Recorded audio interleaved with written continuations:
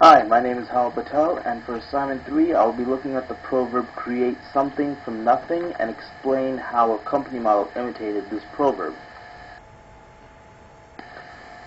Creating something from nothing. The meaning of this is promising your enemy that there exists great riches when in fact there is nothing but an empty promise. And the company I'll be using is Enron. Enron did a great job of promising its investors and its employees that its stock would keep rising, that as long as people invested in Enron, the stock could go nowhere but up because they were making a lot of money. And that left the only question was, when do we capitalize and how do we capitalize on this rising Enron stock? But in reality, there was nothing but a lot of debt in that bag. And they put a man by the name of Fastow, who was named their CFO, in charge of turning that debt into profit. And how exactly did Fastow hide all this debt? Well, working as a CFO for Enron, he created various companies. One of the big ones that he created was LJM. Another smaller company was Raptor, Chuco, and Jedi. And he took these companies and went to various banks and asked them for investments.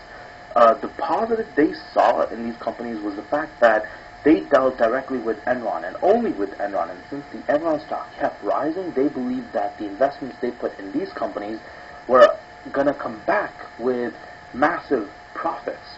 And so the various companies that did invest in these make-believe companies were Merrill Lynch, JP Morgan and Chase, Bank of America, and Citibank.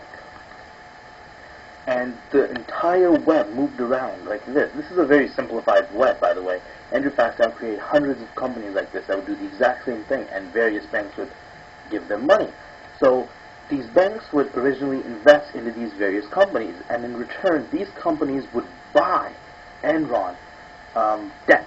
They would buy Enron debt from Enron and hide it in their balance sheets, and they would they would give Enron the money that they received from the banks. Enron would take this money that they received and show it as profits. And so really they showed it as profits, but it was actually investments made by these various companies which got that money from banks. Now Enron could not go to these banks and ask them for investments and say, hey, if you invest in us, you'll get this, because they didn't want to seem like they were weak or anything. So they had to create all these various companies, and the man to do it was Fastow. Since Fastow was already the CFO over at Enron, and he was also the creator of LJM and Jedi, he was basically the president of LJM, but they call him the majority shareholder. He was able to watch these various transactions that happened between LJM and Enron, and Enron would send LJM its debt. LJM in return would send it real money that it had acquired from various banks. And since he was watching this entire transaction go through, he would be the person that got the money because he was the CFO. He would skim the money. He would skim a bit of it just for himself. And over the years, he skimmed approximately $45 million from all this. In all this web of lies, Enron showed publics and various investment banks that it was actually making money. But in reality, it was hiding all this debt and trading it for real money. It wasn't really making any money. It was just showing investment money that banks had invested in these various companies that it created as profits. And it was the only financial company at the time who was not able to produce a balance sheet with its earnings statements, which would lead to its collapse later on. So Enron a cash cow by showing everyone that they had lots of profits, that they were making a lot of money. They were creating something from nothing, even though it was done on fraudulent means. And that's my presentation on assignment 3.